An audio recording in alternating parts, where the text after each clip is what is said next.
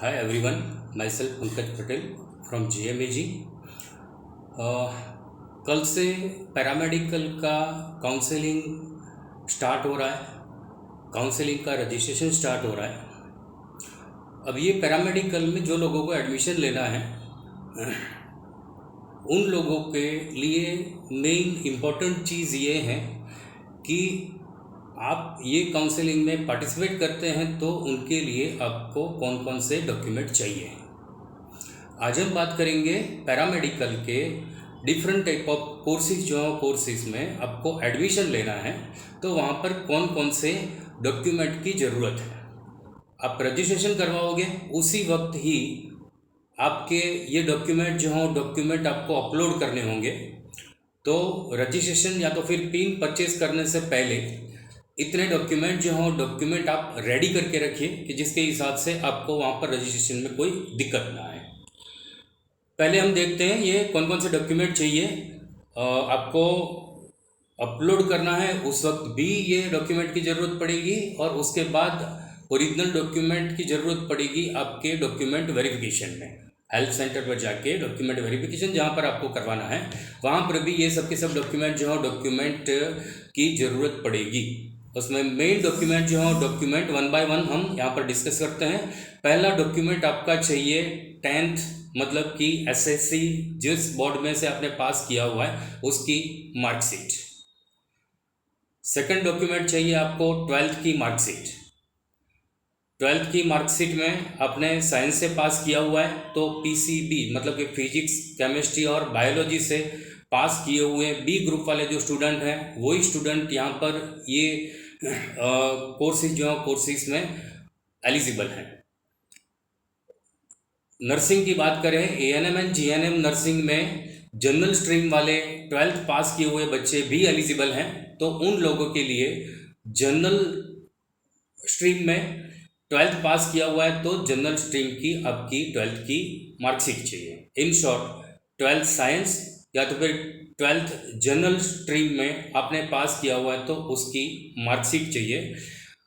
जिसमें भी आपने पास आउट किया होगा वो हिसाब से कोर्स की अलग अलग एलिजिबिलिटी है।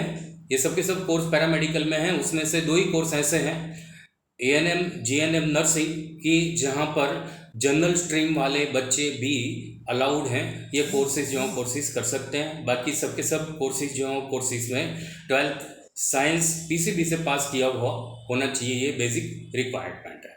तो पहला डॉक्यूमेंट आपका 10th की मार्कशीट, दूसरा डॉक्यूमेंट 12th की मार्कशीट, तीसरा डॉक्यूमेंट आपका चाहिए LC मतलब कि लिविंग सर्टिफिकेट या तो आपका ट्रांसफ़र सर्टिफिकेट। अगर गुजरात बोर्ड से आप हैं तो गुजरात बोर्ड में LC मतलब कि लिविंग सर्टिफिकेट मिलता है। 12th पास करने के बाद स्कूल आपको लिविंग सर्टिफिकेट देगी। अगर आप CBSE से पास आउट हैं तो CBSE के बच्चों के लिए ट्रांसफ़र सर्टिफिकेट होता है। दोनों में से कोई भी एक चलेगा, दोनों के दोनों वैलिड हैं।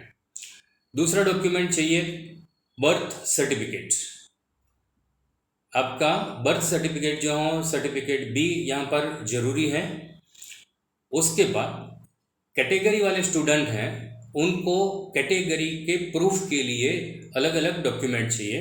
अलग अलग कैटेगरी के लिए जैसे हम देखते हैं SC कैटेगरी के स्टूडेंट हैं उसके लिए कास्ट सर्टिफिकेट चाहिए SC कैटेगरी का।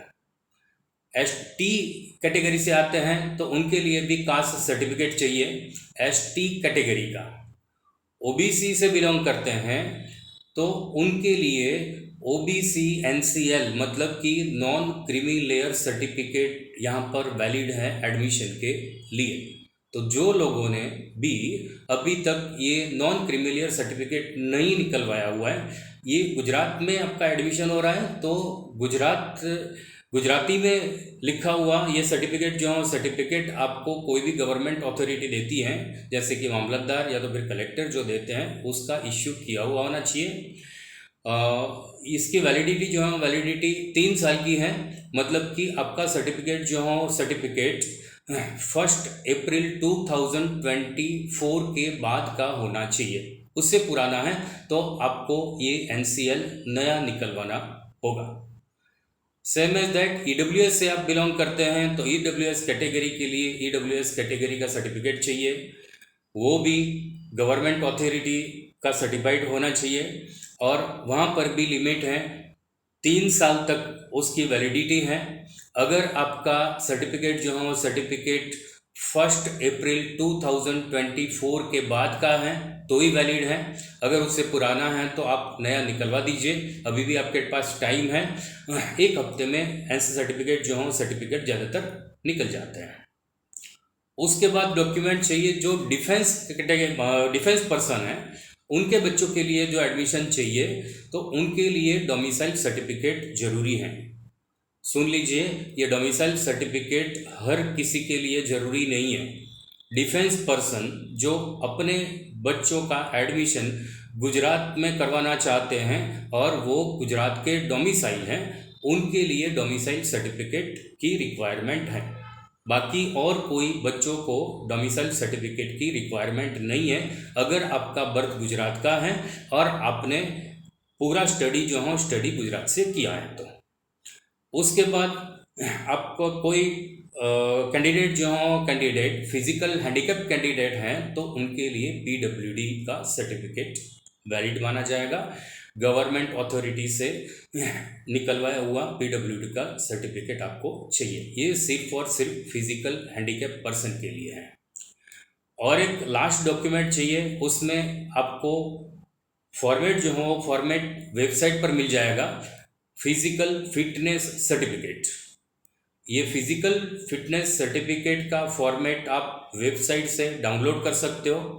डाउनलोड करने के बाद उनके अंदर जो भी रिक्वायर्ड कॉलम है वो आपको फिल करना है। फिल करने के बाद कोई भी डॉक्टर जो जीएमसी रजिस्टर्ड है, एमबीबीएस भी चलेगा, एमडीएमएस भी चलेगा, उनकी साइन और स्टैम्प वाला ये सर्टिफिकेट कंपलसरी चाहिए, जो फिजिकल फिटनेस सर्टिफिकेट के नाम से जाना जाता है। ये सर्टिफिकेट आपको खुद बनवाना है, उसका फॉर्मेट अवेलेबल है, डाउनलोड करके कोई भी डॉक्टर की साइन और स्टैंप लगा के आप ये रेडी कर सकते हैं।